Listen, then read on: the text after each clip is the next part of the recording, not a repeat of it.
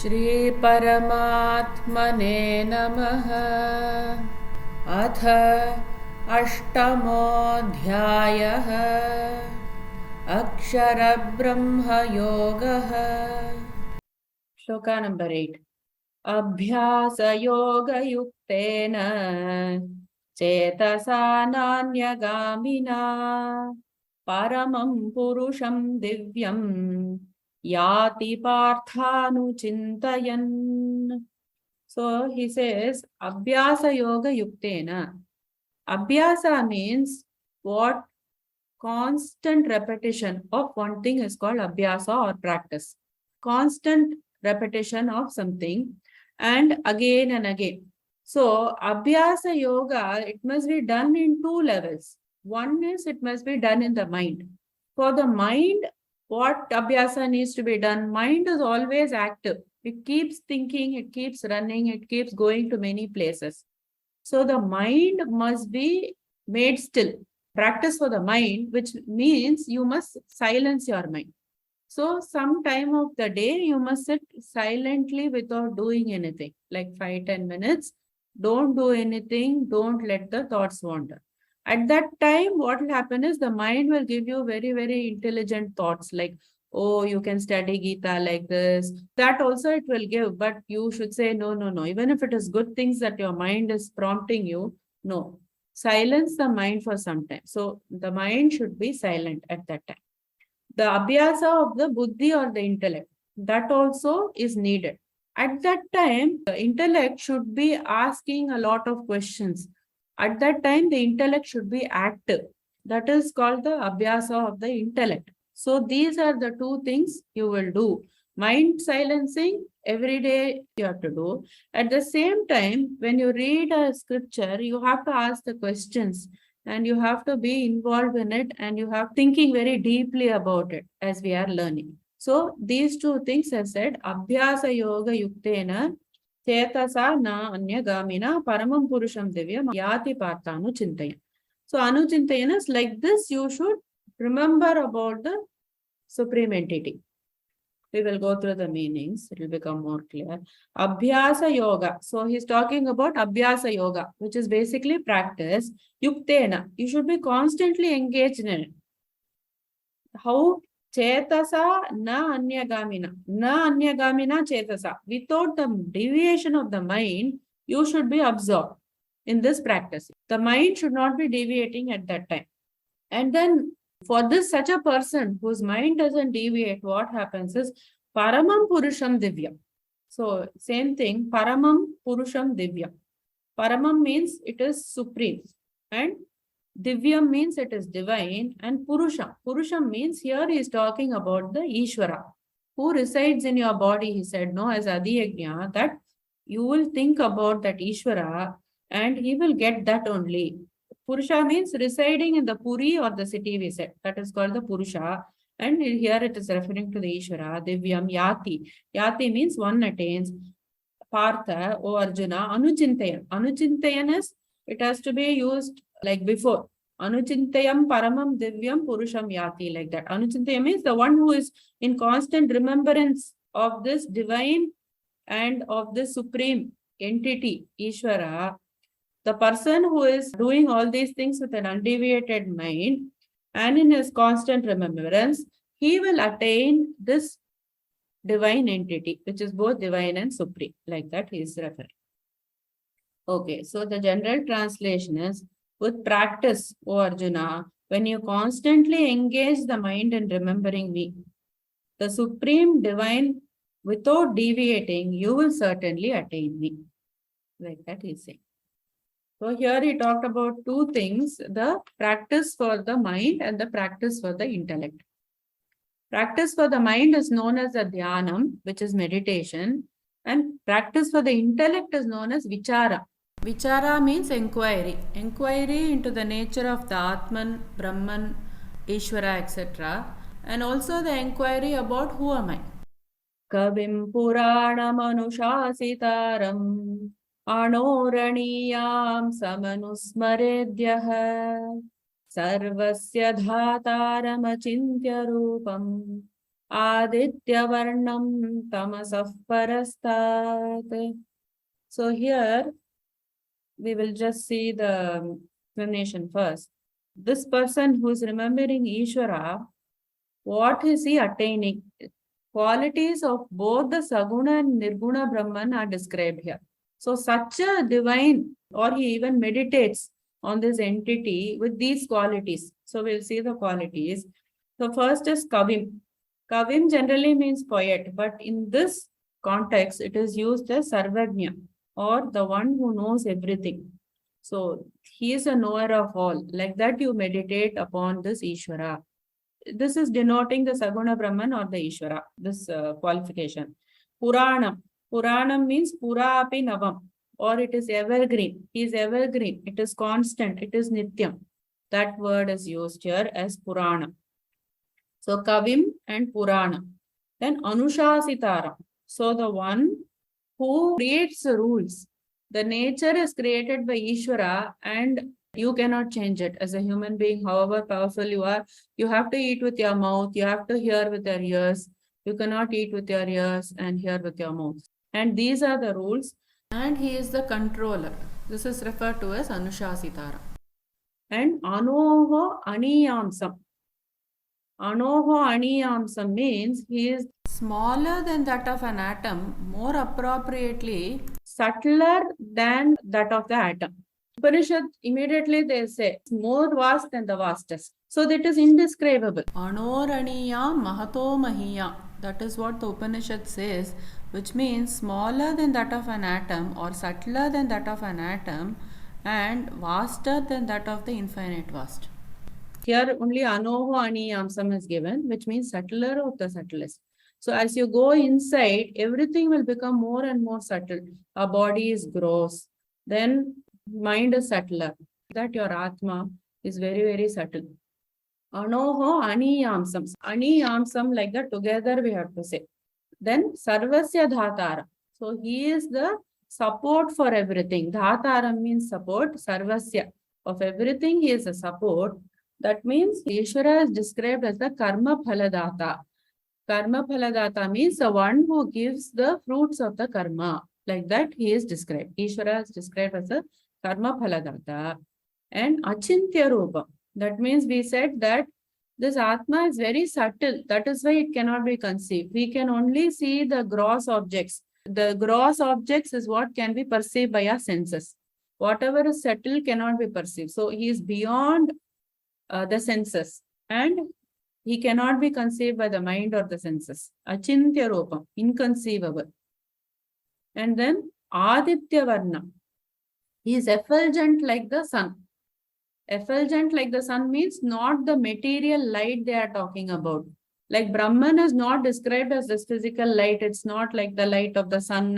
It's not that description. They give this as a indication of the brightness of the knowledge which will eliminate everything.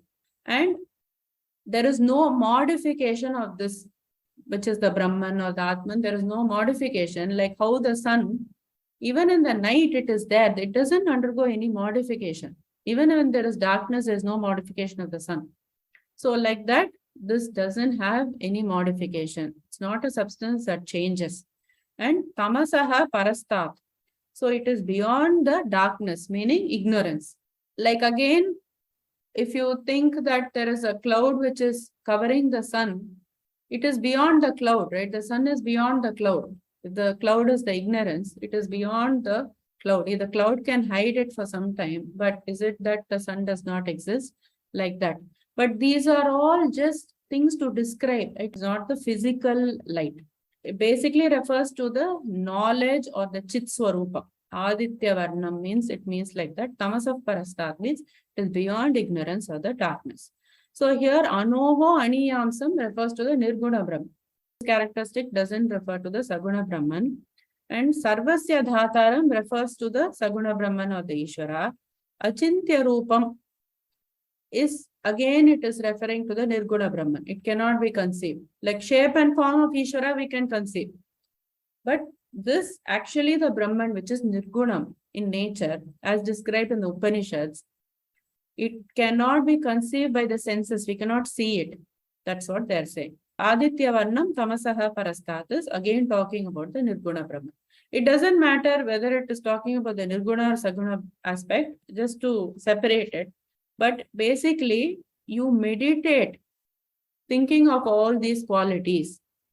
That is one way to take it. Or this person, he attains, they say, no? So he attains this Brahman who has all these, or this Ishvara with all these. So you can take it in that way also. We'll go through the meanings again. Kavim, we said, knower of all. Puranam is evergreen, constant. Anushasitaram is the controller or the ruler. Anoho aniyamsam. Anoho means the atom. Aniyamsam means subtler than the atom. And anusmare, always remembers like this. All these qualities, he keeps thinking. Yaha sarvasya dhatara. Who is sarvasya dhatara? Sarvasya means of everything, dhatara. Supporter of everything, which he said was a karma phaladata. Karma phaladata means the giver of the karma phalas, or the fruits of the karma. Achintya rupam, inconceivable. Achintya means inconceivable rupam. The form is inconceivable. Aditya Varnam, effulgent like the sun. Tamasaha Parastat, it is beyond the ignorance or the darkness. The one who is the knower of the all, the most ancient one and evergreen, the controller, subtler than the subtlest, the support of all, inconceivable, effulgent like the sun, and beyond all darkness of ignorance. Shloka number 10. Prayana kale manasa chalena bhaktya yukto yoga balena chaiva bhruvor madhye pranamavesha samyak satam param purusham upaiti divyam. So here he talks about the niyama at the time of the death, and he is going to talk about the 4 niyamas here. Niyama means practices. What this person will do. Who are we talking about? About the upasaka, about the nishkama upasaka. The person who is meditating on the form of Ishvara without any desire. That kind of person, at the time of death, what he should do. Niyamas means 4 practices he is giving here. What he will do. So he says, prayana kale manasa achalena. Achalena manasa. Like you have to keep your mind steady. Mind should not wander at the time of death. And how does that come about? That you have practiced controlling your mind from straying in your lifetime. Suddenly at the time of death, mind will only jump to all the things, your children, where I put this gold necklace, all those things, mind will keep jumping. But if you have practiced not to think about all those things and you say, no, this is not important, then that thought will automatically come. That is the first practice. Bhaktya yukto yoga balena chaiva. Bhaktya yuktaha. So second is bhaktya yuktaha. This person, what he would have done in his lifetime is he would have done a combination of things. He would have done devotion to God, to the Saguna Brahman or the Ishvara, and he would have meditated upon that Ishvara. Bhaktya yuktaha. So he has been devoted to this Ishvara who he is meditating upon. That is the second point. Then yoga balena. So then he has the power of yoga or the power of practice basically. The practice that we are talking about, that gives you the strength at the time of death. So that is what they are saying as yoga balena. Adi Shankaracharya says, be very careful. Don't lose your power of practice. Yoga balena. So with that power that you have acquired to practice, what you will do is Bhruvoho madhye pranamavesha samyaka. So between the eyebrows, the Bhruvoho madhye, between the eyebrows, you will bring your prana. I will just explain a little bit more about this. Pranamavesha samyaka. You will regulate your prana and you will bring it to between the eyebrows. Saha purusham upaiti divyam. So he will reach the supreme entity. We will see the meanings also. Before that, I'll just share my screen quickly and I will show you. You'll all be knowing, but how it is applicable here is that the physical body we know, but we have something which is the energetic body. This energetic body is made up of chakras and nadis. So what are chakras? Chakras are basically energy centers. And we have 7 of those energy centers. We all will know this. The Mooladhara, Swadhisthana, Manipura, Anahata, Vishuddha, Agnya Chakra, and Sahasrara. So these are the different chakras in our body, and there are 7 main chakras. And then there are several nadis. What are nadis? These are just energy channels through which the prana, the life breath, will flow.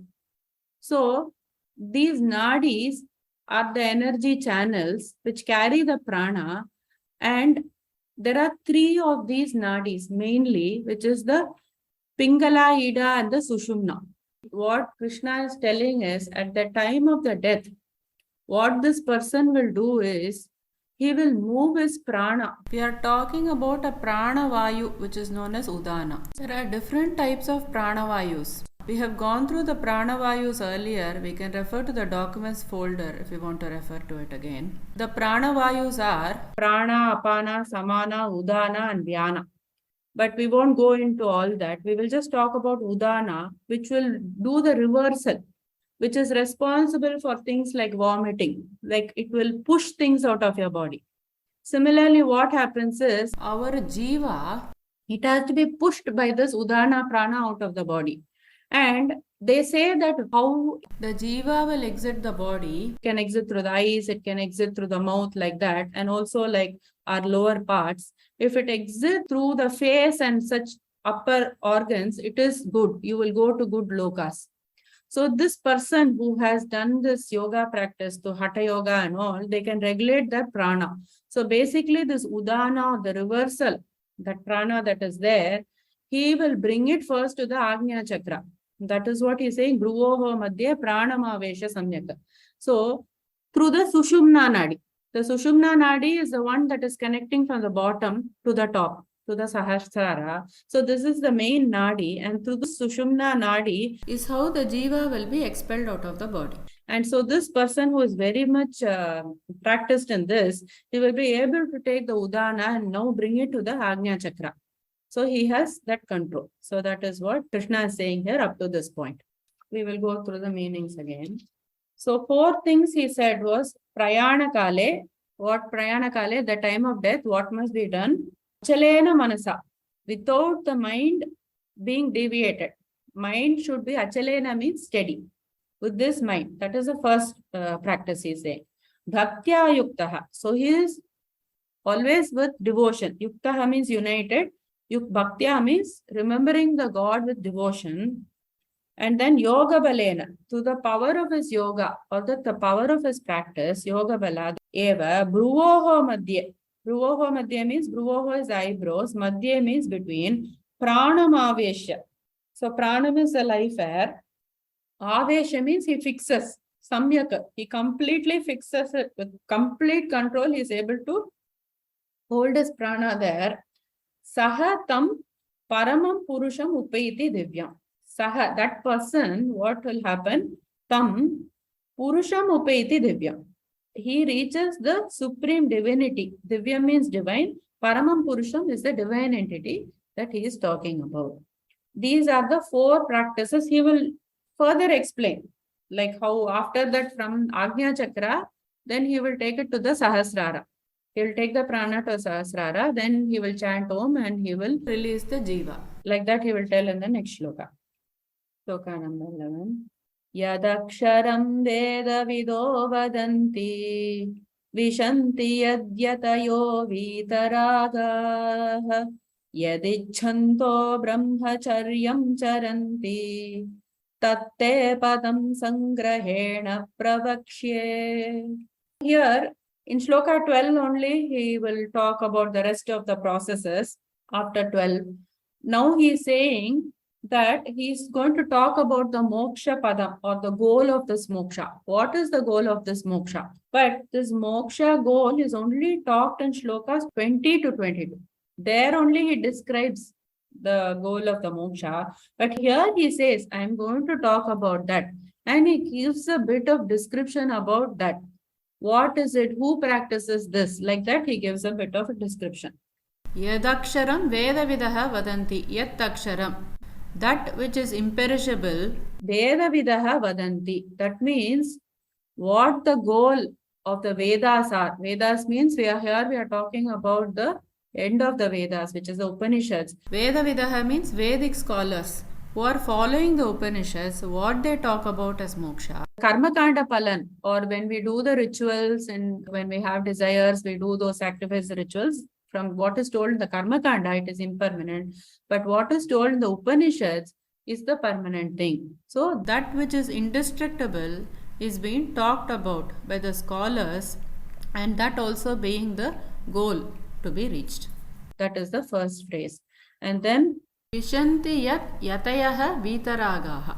Vitaragaha means people are free from attachment. Vishanti yat yatayaha. Yatayaha means all these ascetics and sages, people who are doing the meditation, they are trying to reach something. So what is that? That is this moksha. Vishanti. What they will enter into is this moksha. So what the scholars talk about in the Vedas, what the Vedas talk about, that is moksha. What the great ascetics, they without free from attachment, why are they controlling themselves? Why are they being free from material things? What do they want? They want to attain moksha. That is moksha that he says. Yat icchantaha brahmacharyam charanti. What the celebrates, the brahmacharis practice, why they are practicing celibacy? What, for what reason they are doing? All this is for one goal, which is moksha. Why people are going through all these things is to get to this moksha. Like that he describes. Why they have to be without any bhogas, without enjoyments? Why should you prevent yourself from doing all these things? Is that because they desire the moksha. Like that he says. We'll see the meanings. Yat aksharam veda vidaha vadanti. Yat means which, aksharam means imperishable, we know. Veda vidaha, scholars of the Vedas, vadanti. Scholars of the Vedas, they describe this. Vishanti yat yatayaha vitaragaha. So Vishanti enters which those who are striving, yatayaha vitaragaha, free from attachment. Why are they there and what do they enter? That is moksha. And yat icchantaha, which icchantaha means desiring, brahmacharyam charanti. Brahmacharya means celibacy, charanti means practice. So desiring what? The celibates are practicing. Why are they practicing all the self-control? Desiring what? That is moksha. And tatte padam sangrahena pravakshe. That, tat means that, te to you, padam means the goal. Sangrahena, briefly, pravakshe, I shall explain to you, Arjuna, why all these people are doing all these things and why they are going through all these things is to attain only one thing, which is the goal of the moksha, which is the goal of life. So the general translation is, which the scholars of the Vedas describe as imperishable, that which the great ascetics practice, and those who are celibates, who renounce worldly pleasures, I shall now explain to you briefly the path to that goal. Like that he says, but he is going to talk about this only in shlokas 20 to 22. Then he goes back into the process of how this upasaka will leave the body. In shloka 12, he says this. Shloka number 12. Sarvadvarani sanyamya manohridi nirudhya cha murdhyadhayatmanah pranam asthito yoga dharana. Mudhyadhayatmanah pranam will break and asthito yoga dharana. Okay, so here he says, what again he continues? Sarvadvarani sanyamya. So you have to control your senses. This control of the senses we have been seeing for a very long time. From the chapters 2, we have been seeing the control of the senses. 2.61. Tani sarvani sanyamya yukta asita matparaha vashe hi yasyendriyani tasya prajna pratisthita. So here he said that those who are established in perfect knowledge, who subdue their senses and keep their minds ever absorbed in me. Like that he said in 2.61. Then one more reference I have. Tasmat tvamindriyan yadau niyamya bharatarshaba papmanam prajahihyenam Jnana Vijnana Nashanam. 3.41, where he said that in the very beginning, bring the senses under control and slay the enemy called desire, which is the embodiment of sin, which destroys the knowledge and realization. Like that, he talked very importantly about sense control. So same sense control is being talked here. Sarvadvarani Sanyamya. So restrict all your senses. And Manaha Hridi Nirudhyacha. So what happens is the control center of the mind is said to be in the heart. And basically what he's saying is, don't have likes and dislikes. Don't let your mind take you to likes and dislikes. So control your senses, control your mind. Murdhni adhaya atmanaha pranam. Murdhni means in the head. Adhaya, establish that atmanaha means of your own self, the breath. Your own breath you establish in the Sahasrara. So from the Agnya Chakra, you're moving the breath and then Asitaha Yoga Dharana, then be in yogic concentration. Like that he says. So this is the other niyamas he's talking about after he talked about that first. So we will go through the meaning. Sarva Dwarani. Dwara means the gates. So all the gates, Sanyamya, he is restraining. Manaha Hridi Nirudhyacha. Manaha means the mind, Hridi means the heart, Nirudhya means confining also. Also control your mind. Murdhni adhaya atmanaha prana. Atmanaha prana means your own prana. Murdhni in the head, adhaya, establish. And then astitaha yoga dharana. So you be situated in yogic concentration. So this person will do all these steps. More steps are coming. So for that, you should know all the practices to go in this Kramamukti path. Devotion plus the meditation, plus you should have this Hatha Yoga practice, breath control, etc. With very tedious path. General translation is restraining all the gates of the body and fixing the mind. And then drawing the life breath to the head. One should get established in steadfast yogic concentration.